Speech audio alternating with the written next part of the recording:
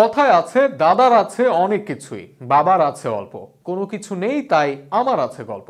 Brazil দলটা যেন এখন তেমনই, অন্তত আর্জেন্টিনার সাথে তুলনা করলে এই মুহূর্তে খুব একটা পাত্তা নেই ব্রাজিলের।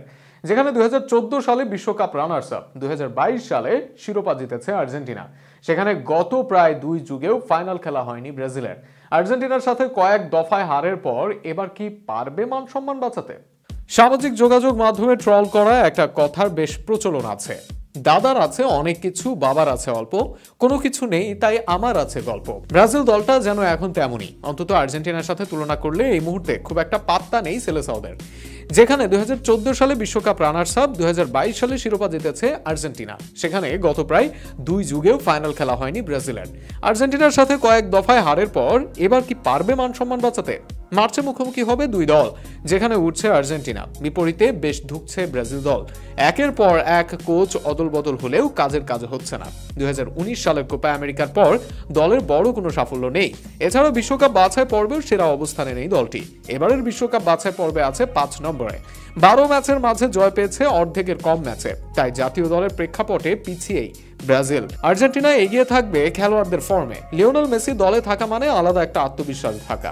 এর বাইরে এই মৌসুমে 14 গোল আলভারেজের। আরেক তারকা লাউতারো মার্টিনেজ নিয়মিত গোল পাচ্ছেন। মিডফিল্ডে এই মৌসুমে নিজেকে নতুন করে মেলে ধরছেন এনজো ফার্নান্ডেজ ও ডিপল। এদের সাথে তো লো সেলসো ও ম্যাক অ্যালিস্টাররা আগে থেকে আছেন ফর্মে। আর্জেন্টিনাকে তাই পড়তে হবে মধুর সমস্যায়। বিপরীতে আক্রমণ ভাগে ভিনি ও রাফিনহা ফর্মে থাকলেও মিডফিল্ডে ফর্মে নেই অনেক ব্রাজিলিয়ান তারকা। এর মাঝে আছেন দলের নিয়মিত খেলা লুকাস পাকুয়েতা, ইনজুরি ও নানা সমস্যায় ডগলাস লুইজও আছেন ফর্মের বাইরে। ব্রাজিলের লিগ শেষ হওয়ায় গার্সন আছেন খেলার বাইরে। আক্রমণ ভাগে ভিনি ও রাফিনহা ফর্মে থাকলেও জাতীয় দলে আসলেই এলোমেলো হয়ে যান ভিনিসিয়াস। অনেকদিন পর দলে ফিরে নেইমার কেমন করেন সেটা নিয়ে থাকবে প্রশ্ন। ব্রাজিলকে ভোগাবে গোলরক্ষক পজিশনে।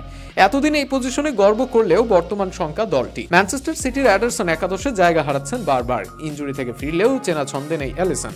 2 বিশ্বসেরা গোলরক্ষক হতে পারে ব্রাজিলের গলার কাটা।